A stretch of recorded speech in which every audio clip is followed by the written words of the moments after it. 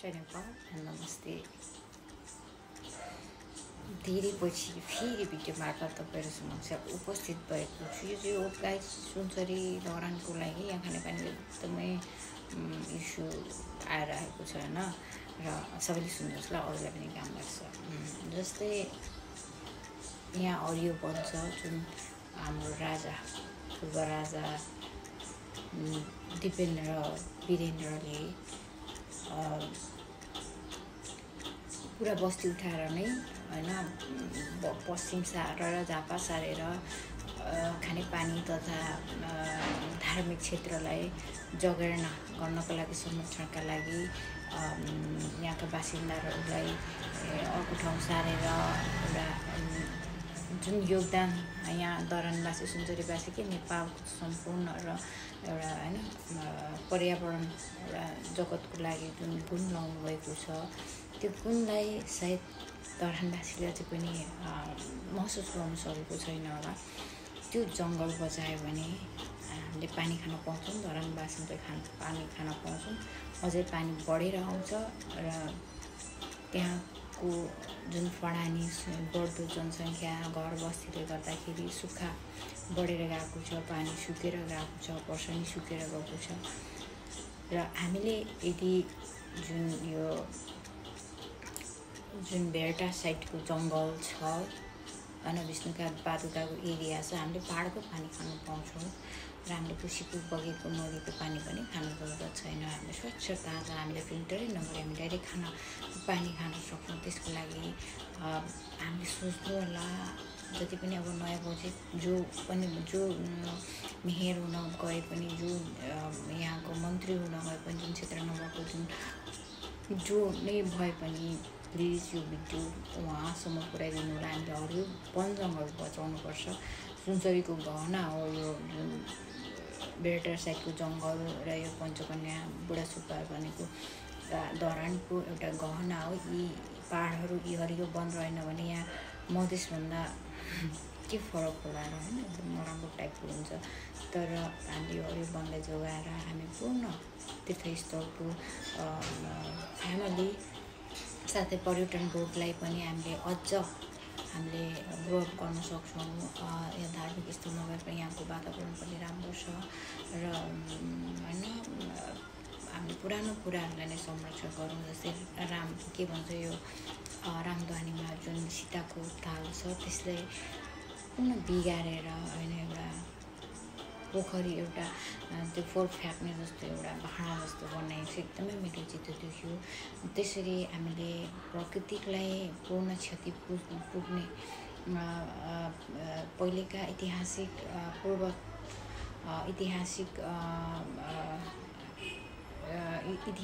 भौगोलिक जुन छ जस्तो छ जस्ताको तस्तै हामीले संरक्षण गरेर हामीले आउने पिँढीहरूलाई हस्तान्तरण गर्नुपर्छ। यदि हामीले त्यसलाई बिगार्यौँ भने भोलिकाले वास्तवमा रियल केही पनि देख्दैन।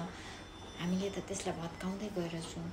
जुन सीताको पालमा सीताले गुवा खनेर बनाएको थियो भने हामीले त त्यसलाई अलि सिमेन्टी ढलाइ गरेर एउटा बन्देज बनाएको छौँ। हामीले त्यस्तो गर्नु पर्छ जस्तो लाग्दैन। मन्दिरभित्र ट्रायल लगाएको छु, यो एकदम नराम्रो लाग्छ। मन्दिरमा किन हामीले सुकर हामी त मन्दिरमा टाइम मन्दिरमा त गोबरले पुजिन्थ्यो, वास्तवमा गोबर लगाइन्छ नभए अनि केही हामीले पुरानो कुरा चाहिँ अलिकति झल्किने टाइपको चाहिँ हामीले राख्नु पऱ्यो। मन्दिरमा टायर पनि एकदमै शुभ छैन। मन्दिरमा गाडी पुग्नु पनि शुभ छैन हैन। मन्दिरको बाटो मन्दिरमा साइडमा पुग्नु ठिक छ, तर हाइवे जस्तै मन्दिरमा आएर ब्याट पुग्नु पनि शुभ छैन। हामीले यी कुराहरूलाई बचाउनुपर्छ, धर्मलाई चिन्नुपर्छ। हामीले राजनीतिकले मात्रै यो संसार चल्दैन।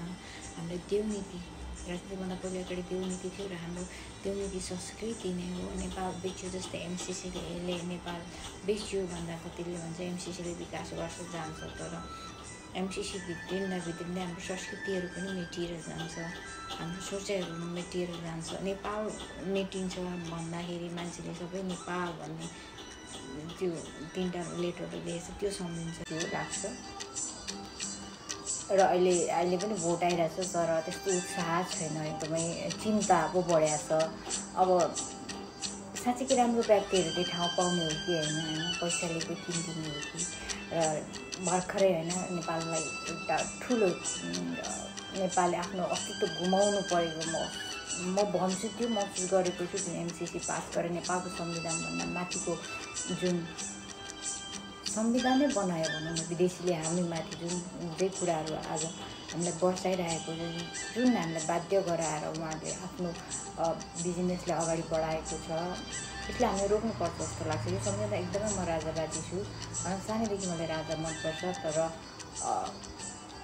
यो नसोच्नु होला कि म तपाईँहरूको चाहिँ अहिले परिवर्तन भइरहेको जेनेरेसनलाई वेस्टर्न देशहरूलाई विकसित देशहरूलाई मैले तुलना नगरेको मैले विदेशी होइन हाम्रो छिमेकी चाइना धेरै विकसित मुलुक छ इकोनोमीले पनि पावरले पनि होइन हामी छेउमै छौँ पनि हामी गरिब नै छौँ तर चिन्ता नगर्नु है के भन्छ चाइनामा पनि धेरै गरिब मुलुकहरू छ जुन कुरा हामीले भिडियोहरू देख्छौँ नि होइन जहाँ विकासै भएको छैन जति पनि हामीले देख्छौँ त्यो ठाउँ विकास भएको त्यो चाइनाको असाध्यै ठुलो देश हो चाइनाले पनि अझै धेरै मिहिनेत गर्नुपर्नेछ अगाडि बढ्न त्यो सम्झिँदै म हामी दाजुभाइ तथा दिदीबहिनीलाई के भन्न चाहन्छु भने अहिले राजनीतिकले फर्को मारिसकेको छ अब के हुने त्यो सबैलाई एउटा क्वेसन मार्क त हुन्छ नि सबैलाई विकास चाहिएको छ सबैलाई ठुला ठुला घर चाहिएको छ